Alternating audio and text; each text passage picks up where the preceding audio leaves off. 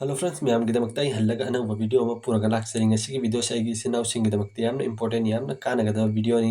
अदुदि canoe हाय मतमदि खोद नोंग फदो unknown number हाइदि खोद save लाइतबा number call तौरप याविको ma'am अदु नंबर दि खोइना हल्लगा सो मुसु तौनिंगे मुसु तौनिंगदब गुम फाविको हाइदि खोइ नंबर सि मोइद खंगहन्निंगदबा सियावी कनागो मिसि नावना अतोप्पा कैगुम्बा नोंग फदो खोइ कनागो मिसामदा कॉल तौनिंगबा तारगसो इसागी नंबर सि खोना खंगहन्निंगदबा शेयर तौथोकनिंगदबा सु याविको अदु पुन्नमक्तु यावरगदि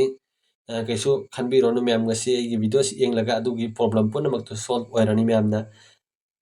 कैसु वाबिरोनु कैनो हाइनिंग इसे इन हाइबदि मैम आई हेफेतंग स्क्रीन सिदा उ हंजगे बको वीडियो अमा अदु मैमना ज्ञान ताबिब्रे एंगु तादरगदि हेफेतंग वीडियो दु लोरगा हेफेतंग मैमदा खंगंजगे अदु मैमना वीडियो से येंगबियो हेफेतंग हेलो ताब्रो Tay, कम नंबर लाई double four na hawe plus yaar nine double six zero ni. अदु मैम हेफेतंग ज्ञान ताबिरमबसु याई ताबिरमदसु यारंगनी अदु ताबिरगदि फरे ताबिदरसु फरे हेफेतंग मैमदा शेयर तोसगे बादुदि मिसामनि खोद कॉल तोरप तारगदि मोइदि खोइना हल्लक कॉल सिदि तौनिंगे बको अदु खोइ नंबर सि मोइदि खंगहन्निंगद्रेबा अदो हेफेतंग मैमना वीडियो सि उरमिना ज्ञान तारमबसु यारे तादरगदि कैसु कायदे अइना फॉर एग्जांपल अइना हाइनिंगिसि कैनो हाइ मतमदि खोइ एनी कनागो मिसामदि खोइना कॉल तौनिंगे बको अदु मोइदि खोइगी नंबर सि शो तौहन्निंगदेबा अदु शो तौहन्दबदि खोइगी नंबर सि मोइदा सुखंग खंगहन्दबदि खोइना मोइदा कॉल तौबि याइबा मैम इखोइना अनलिमिटेड कॉल तौबि याइबा मैम इखोइ नेट सिगा कनेक्ट तौबि मथौनि नेट ऑन तौरदि यारे मैम सिम यावरसु याइ यावदरसु याइ से मथौ तादि खोइना कॉल तौबगिदमक्ता अदु खोइना कॉल तौबियो एनी तौनिंगबा मिसक्तुदि खोइना कॉल तौबियो अनलिमिटेड मैम इखोइगी नंबर दु मोइना खंगबा ngमोयबा स्क्रीन दसु उबिरमनि वीडियो दसु मैम नको अदुमनि इखोइगी नंबर सि मोइदा चतकनेबा नंबर 23 गी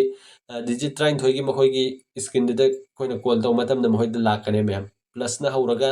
नंबर 23 गी फोन नंबर मखोइगी स्क्रीन दा लाकनी मैम अदु सुमना नखोइसु कैगुम्बा कनागु मिसामदा प्रेंग तौबिगी ओगेरा फगी जुगाई ओगेरा सुम नमानबा नमानबिदा तौनिंगबो ओरगदि सिगी एप्लीकेशन सिगी थ्रू दगी तौबियोबा मैम अदुगा सुम फगी जुगाई तौबियो नतन नोंग फदो दरकार लई मतमदि खोइगी नंबर सि कनागुमदा खंगहन्निंगदबा तारगसु सिगी थ्रू दगी तौबियो मैमना अदुगा इखोइना एनी अमुक तौगेरा अनिरक तौगेरा अहुमरक तौगेरा तरारक तौरसु मैम इखोइगी नंबर से हल्ला हल्ला अदुम चेंज ओइगनेबा अहानबदा तौबा नंबर दु तोंगान ओइगने अनिरक सुबदा तौबा नंबर दुसु तोंगान ओइगनेबा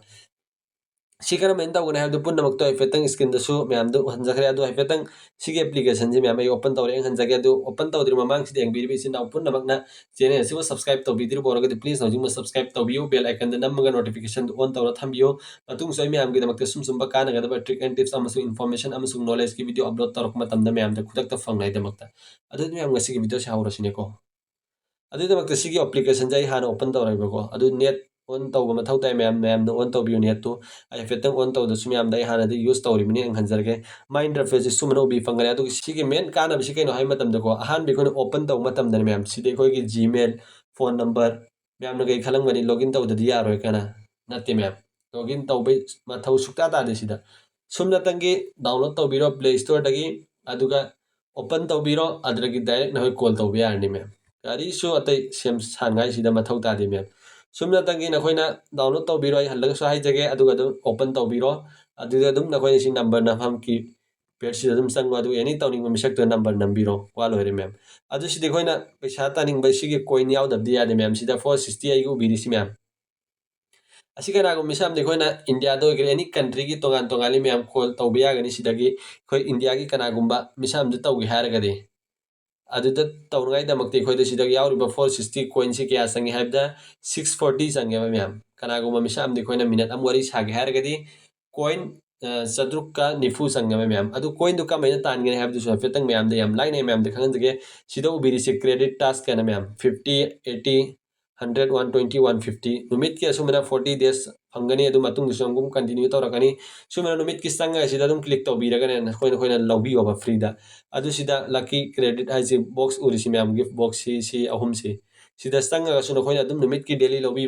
फंगनी अदु कैगुम्बा सो मैम द खंगजगे सिगी एप्लीकेशन जी द होय नाकसाक एड्स लांग लाक पे यावी मतेक महा 15 सेकंड 30 सेकंड की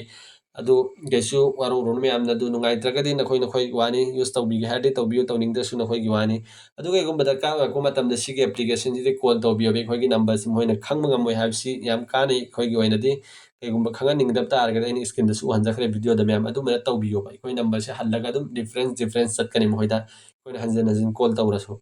ꯑꯗꯨ ꯁꯤꯗ ꯑꯗꯨꯝ ꯀꯣꯏꯟꯗꯣ ꯁꯤꯗ ꯗꯦꯂꯤ ꯆꯦꯛꯀꯤꯟ ꯍꯥꯏꯁꯦ ꯆꯪꯉꯒꯁꯨ ꯑꯗꯨꯝ ꯇꯥꯟꯕꯤꯕ ꯐꯪꯒꯅꯤ ꯂꯛꯀꯤ ꯁ꯭ꯄꯤꯟ ꯑꯗꯨ ꯑꯇꯩꯁꯤꯗꯤ ꯃꯌꯥꯝ ꯇꯧꯔꯣꯅꯨ ꯀꯩꯁꯨ ꯁꯤꯗ ꯑꯗꯨꯝ ꯁꯤ ꯂꯩꯔꯦ ꯑꯗꯨ ꯁꯤ ꯑꯍꯨꯝꯁꯤꯗ ꯑꯗꯨꯝ ꯅꯈꯣꯏꯅ ꯌꯨꯁ ꯇꯧꯕꯤꯔꯒ ꯑꯗꯨꯝ ꯀꯣꯏꯟ ꯗꯦꯂꯤ ꯇꯥꯟꯕꯤꯌꯣ ꯃꯌꯥꯝ ꯗꯦꯂꯤ ꯆꯪꯉꯣ ꯑꯗꯨꯒ ꯗꯦꯂꯤ ꯀꯣꯏꯟ ꯐꯪꯕꯤꯒꯅꯤ ꯅꯈꯣꯏ ꯐ꯭ꯔꯤꯗ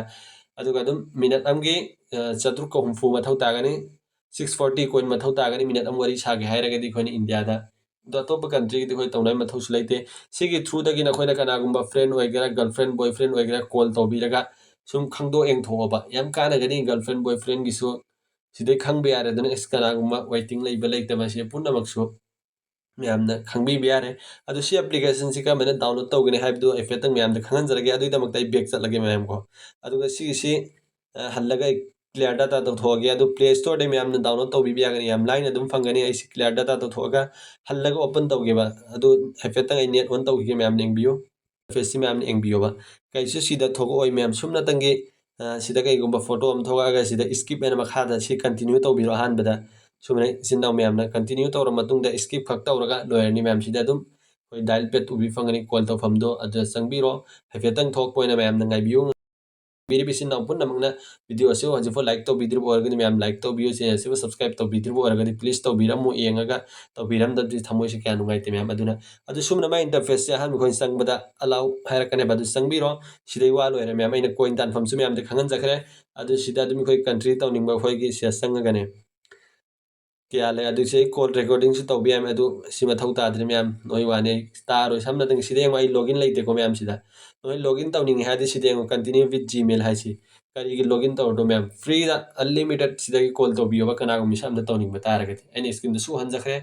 ꯇꯧꯕꯒꯤ ꯃꯑꯣꯡꯗꯣ ꯑꯗꯨ ꯁꯤꯗ ꯑꯗꯨꯝ ꯆꯪꯉ ꯐ꯭ꯔꯤꯗ ꯀꯣꯏꯟ ꯇꯧꯕꯤꯌꯨ ꯁꯤꯗ ꯆꯪꯕ ꯃꯇꯝꯗ 50 ꯀ꯭ꯔꯦꯗꯤꯠ ꯍꯥꯏꯔꯛꯑꯦꯀꯣ ꯁꯨꯝꯕ ꯂꯧꯅꯤꯡꯕ ꯇꯥꯔꯗꯤ ꯁꯤꯗ ꯆꯪꯉꯣ ꯑꯗꯨꯒ ꯂꯧꯔꯣꯏ ꯍꯥꯏꯔꯒ ꯑꯩ ꯍꯥꯏꯐꯦꯠꯇꯪ ꯂꯧꯔꯒ ꯁꯤꯗ ꯁ꯭ꯀꯤꯞ ꯇꯧꯊꯣꯛꯈ꯭ꯔꯒꯦ ꯁꯤꯅꯤ ꯃꯌꯥꯝ ꯉꯁꯤꯒꯤ ꯚꯤꯗꯤꯑꯣꯁꯦ ꯑꯩꯒꯤ ꯏꯆꯤꯟ ꯏꯅꯥꯎꯁꯤꯡꯒꯤꯗꯃꯛꯇ ꯌꯥꯝꯅ ꯏꯝꯄꯣꯔꯇꯦꯟ ꯑꯣꯏꯒꯅꯤ ꯌꯥꯝꯅ ꯀꯥꯟꯅꯒꯅꯤ ꯀꯩ ꯃꯇꯥꯡꯗꯅꯣ ꯍꯥꯏꯕꯗꯤ ꯑꯩꯈꯣꯏꯗ ꯅꯣꯡ ꯐꯥꯗꯣꯛ ꯑꯦꯃꯥꯔꯖꯦꯟꯁꯤꯒꯨꯝꯕ ꯅꯠꯇ꯭ꯔꯒꯅ ꯑꯩꯈꯣꯏꯒꯤ ꯅꯝꯕꯔꯁꯤ ꯀꯅꯥꯗꯁꯨ ꯈꯪꯍꯟꯅꯤꯡꯗ꯭ꯔꯦ ꯁꯦꯌꯔ ꯇꯧꯅꯤꯡꯗ꯭ꯔꯦ ꯍꯥꯏꯕ ꯅꯨꯃꯤꯠꯇꯨꯗ ꯁꯤꯒꯤ ꯑꯦꯄ꯭ꯂꯤꯀꯦꯁꯟꯁꯤ ꯌꯥꯝꯅ ꯀꯥꯟꯅꯔꯛꯀꯅꯤ ꯃꯌꯥꯝ ꯑꯗꯨꯅ ꯅꯈꯣꯏ ꯗꯥꯎꯟꯂꯣꯗ ꯇꯧꯔꯒ ꯊꯝꯕꯤꯒꯦꯁꯨ ꯀꯩꯁꯨ ꯀꯥꯏꯗꯦ ꯅꯠꯇ꯭ꯔꯒ ꯑꯗꯨꯝ ꯗꯤꯂꯦꯠ ꯇꯧꯔꯗꯣ ꯅꯣꯡ ꯐꯥꯗꯣꯛ ꯌꯨꯁ ꯇꯧꯅꯤꯡꯕ ꯃꯇꯝꯗ ꯑꯗꯨꯝ ꯗꯥꯎꯟꯂꯣꯗ ꯇꯧꯕꯤꯌꯨ